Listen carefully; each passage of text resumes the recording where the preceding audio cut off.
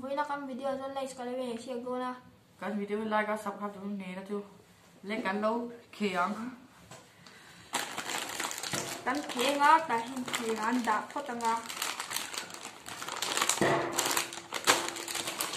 bu thì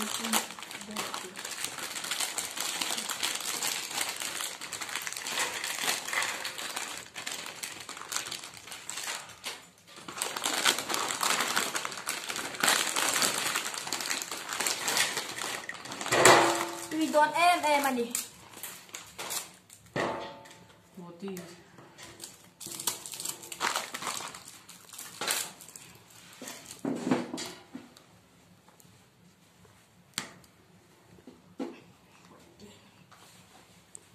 ले 1 2 3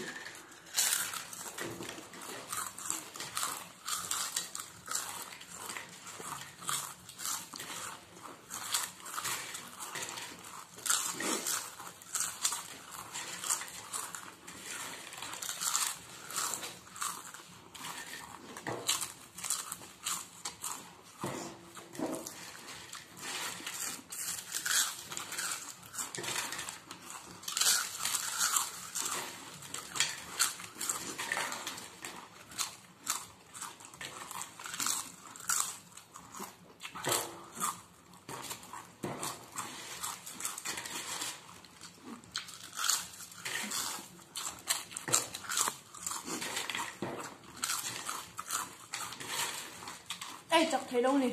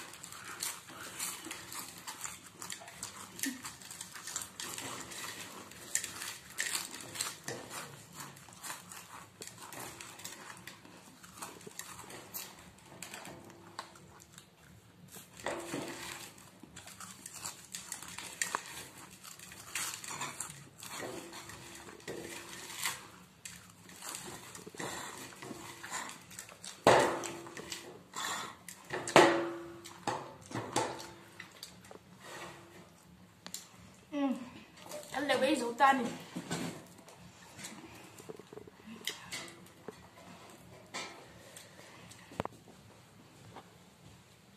Với nó cần gì này siêng này anh cất chắc kan video kan thì top mày nga.